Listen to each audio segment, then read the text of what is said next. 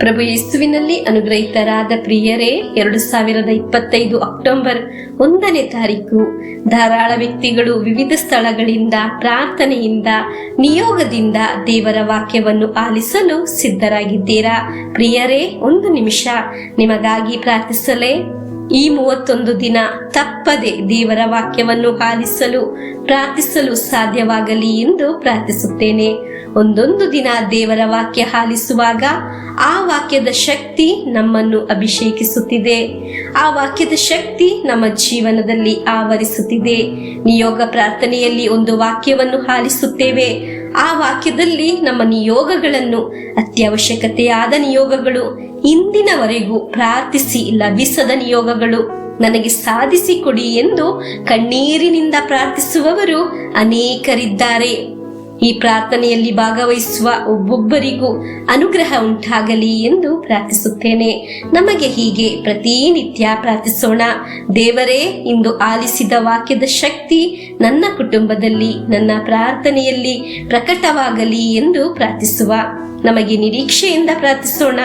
ಲೂಕನ ಶುಭ ಸಂದೇಶ 15ನೇ ಅಧ್ಯಾಯ 11 ಮತ್ತು 12ನೇ ವಾಕ್ಯ. ಯೇಸುಸ್ವಾಮಿ ಮುಂದುವರಿಸುತ್ತಾ ಈ ಸಾಮರ್ಥ್ಯವನ್ನು ಹೇಳಿದರು. ಒಬ್ಬಾತನಿಗೆ 2 ಮಕ್ಕಳಿದ್ದರು. ಅವರಲ್ಲಿ ಕಿರಿಯವನು, ಅಪ್ಪ, ಆಸ್ತಿಯಲ್ಲಿ ನನಗೆ ಬರಬೇಕಾದ ಪಾಲನ್ನು ಕೊಟ್ಟು ಬಿಡು ಎಂದು ಕೇಳಿದ. ತಂದೆ ಅವರಿಬ್ಬರಿಗೂ ಆಸ್ತಿಯನ್ನು ಹಂಚಿಕೊಟ್ಟ. ಪ್ರಿಯರೇ, ಈ ವಾಕ್ಯವನ್ನು ನಾವು ಅನೇಕ ಬಾರಿ ಆಲಿಸಿದ್ದೀವಿ. ಆದರೂ ಇಂದು ಈ ವಾಕ್ಯದೊಂದಿಗೆ ದೇವರು ಈ ನಿಯೋಗ ಪ್ರಾರ್ಥನೆಯಲ್ಲಿ ನಮ್ಮೊಂದಿಗೆ ಮಾತನಾಡುತ್ತಿದ್ದಾರೆ. ಹಲ್ಲೆಲೂಯಾ. ಒಬ್ಬಾತನಿಗೆ 2 ಮಕ್ಕಳಿದ್ದರು. ಅದರಲ್ಲಿ ಒಬ್ಬನು ತನ್ನ ಪಾಲನ್ನು ಕೇಳಿ ಪಡೆದನು. ಪ್ರಿಯರೇ, ನಾವು ಯಾರಾಗಿದ್ದೇವೆ? ದೇವರ ಮಕ್ಕಳಾಗಿದ್ದೇವೆ. ದೇವರಿಂದ ಅನುಗ್ರಹವನ್ನು ಕೇಳಿ ಪಡೆಯಬೇಕು. ಕೇಳಿ ಪಡೆಯುವಾಗ ಒಂದು ಉಳಿತು ಇದೆ. ಪ್ರಿಯರೇ, ಕೇಳಿದ ಹಾಗೆ ತಂದೆ ಪಾಲನ್ನು ನೀಡಿದನು.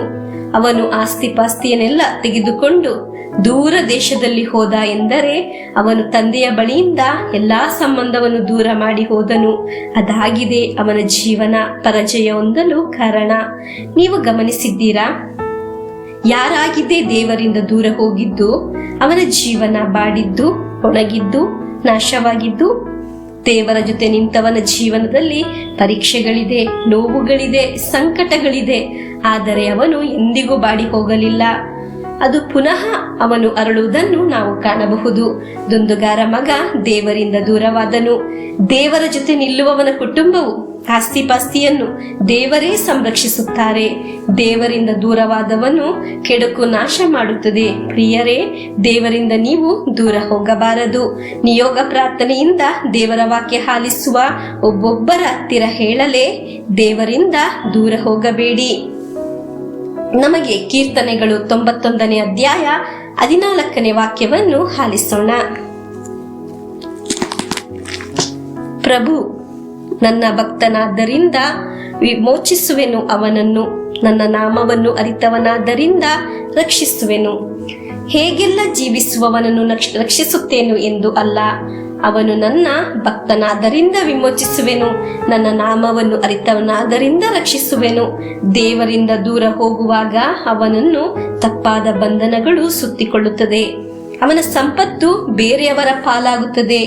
ದೇವರ ಜೊತೆ ಇರುವವನ ಜೀವನ, ಕುಟುಂಬ, ಸಂಪತ್ತು, ಅವನ ಎಲ್ಲ ಆಸ್ತಿಪಾಸ್ತಿಯನ್ನು ದೇವರೇ ಸಂರಕ್ಷಿಸುತ್ತಾರೆ. ಹಲ್ಲೆಲೂಯಾ. ಇಂದು ನೀವು ಬರೆದು ಇಟ್ಟ ನಿಯೋಗವನ್ನು ಕೀರ್ತನೆ 91ನೇ ಅಧ್ಯಾಯದಲ್ಲಿ ಇಟ್ಟು ಹೀಗೆ ಪ್ರಾರ್ಥಿಸಿರಿ. ನಾನು, ನನ್ನ ಕುಟುಂಬವು ನಿಮ್ಮ ಪ್ರೀತಿಯಲ್ಲಿ ಜೀವಿಸಲು ಆಗ್ರಹಿಸುತ್ತೇವೆ.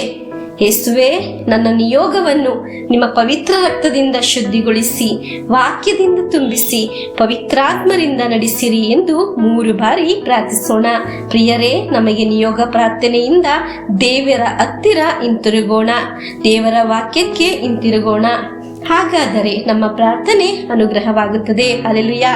ನನ್ನ ದೇವರ ಹತ್ತಿರ ನಾನು ಇರುವ ಕಾಲವೆಲ್ಲ ನನ್ನ ದೇವರು ನನ್ನನ್ನು ಸಂರಕ್ಷಿಸುತ್ತಾರೆ. ಆಮೆನ್. ನನ್ನನ್ನು ನಾಶ ಮಾಡಲು ಯಾವ ಮಂತ್ರವಾದಿಗೂ ದುಷ್ಟಶಕ್ತಿಗೂ ಸಾಧ್ಯವಿಲ್ಲ. ನಮಗೆ ವಿಶ್ವಾಸದಿಂದ ಸ್ವೀಕರಿಸೋಣ.